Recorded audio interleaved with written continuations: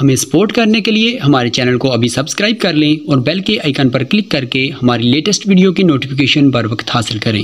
جج صاحب نے والد سے پوچھا کہ آپ کی بچیوں سے ملاقات ہوئی ہے کہ نہیں۔ والد صاحب نے کہا 5 مرتبہ ملاقات ہوئی ہے لیکن مکمل تنہائی میں نہیں ہو پا رہی ہے۔ جج صاحب نے والد صاحب اور ہمیں الگ کمرے ملاقات کے لیے بھیج دیا۔ ابو کا غمزدہ اترا ہوا چہرہ میں برداشت نہ کر سکی اور اپنے رخ پر نقاب گرائے رکھا، کہیں زار و قطار رونا ابو دیکھ نہ لے۔ خوف یہ کیسا منظر تھا، خدا کسی کو اس امتحان میں نہ ڈالے۔ واقعی سخت قربانی ہے، اس کا ادراک آج ہوا۔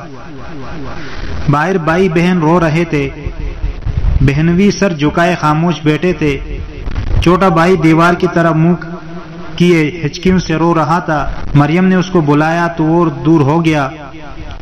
مریم منہ چھپائے ہچکیاں لے رہی تھی۔ اندر کمرے میں آ کر ابو نے کہا، مونیکا اب اگر تم نے انکار کیا تو میں اپنے آپ کو شوٹ کر لوں گا، اور دل پر ہاتھ رکھ کر نڈال ہو کر کرسی پر بیٹھ گئے۔ میں ابو کے پیروں میں بیٹھ گئی، پیر پکڑ لیے، ابو کے ٹانگوں سے چمٹ گئی اور میں نے کہا، ابو مجھے معاف کر دے، قیامت کے دن انشاءاللہ ایسے ہی چمٹی رہوں گی، میرے ابو جی معاف کر دے۔ دے کے میں ہاتھ جوڑتی ہوں۔ میں پوری کی پوری اپنے ابو سے لپٹ گئی، ان کا سینہ چومنے لگی۔ ابو نڈال بے بس، ابو کی پسینہ پسینہ سینے کی خوشبو اپنی سانسوں میں بھرنے لگی۔ میں نے کہا، ابو ایک دفعہ عائشہ کہو، انشاءاللہ عائشہ کو ہمیشہ اپنے پیروں میں پاؤ گے۔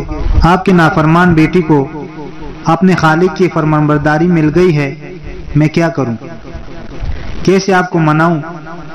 ابو جی عائشہ کا یہ بولتا ہوا وجود جب خاک بستر ہوگا تو پھر عائشہ کہاں سے لاؤ گے؟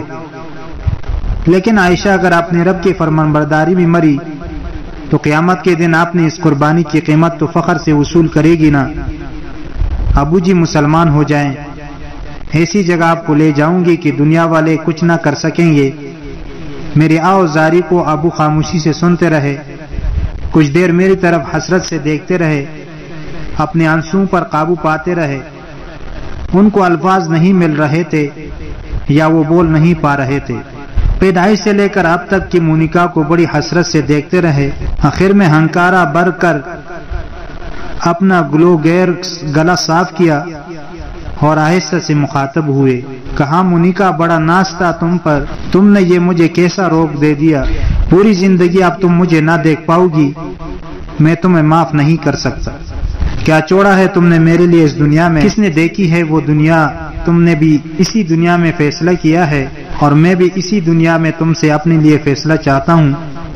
اسی دنیا میں آگے جا کر تمہارے ساتھ کیا ہوگا وہ بھی تم اسی دنیا میں دیکھو گی، دوسری دنیا میں نہیں دیکھو گی۔ یہ ملا لوگ 3 4 شادیاں کرتے ہیں، تم بھی انہی کے ہتھے چڑھو گی، یہ تمہیں کہاں کپائیں گے، کیا کریں گے تمہارے پیچھے کون سا میکا کا زور ہے جو کوئی ڈرے گا؟ میری بیٹی تم کہاں پیدا ہوئی اور کہاں پہنچ گئی ہو، اور اب تم کہاں جاؤ گی؟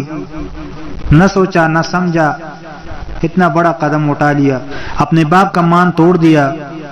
کچھ تو اعتبار کیا ہوتا، اور تو اور چھوٹی بہن کو بھی اپنا بنا لیا، وہ بھی تمہاری زبان بولتی ہے۔ کچھ سوچا ہے کہ اس کا سہارا کون بنے گا؟ کیا تم ساری عمر یوں ہی در بدر سہارا رہو گی؟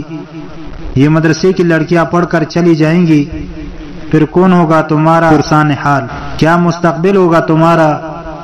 کیا ساری عمر ان ملاؤں کے سہارے گزارو گی جو پہلے ہی سے شادی شدہ ہوتے ہیں؟ میں تھوڑی دیر سن سی ہو گئی، ہلکے ہلکے چکروں نے سر کو بوجھل کر دیا، بند ہوتی آنکھوں میں روشنی کے لہروں نے پھیل کر دماغ تک رسائی لی اور ایک فلم دماغ کے پردوں پر چلا دی۔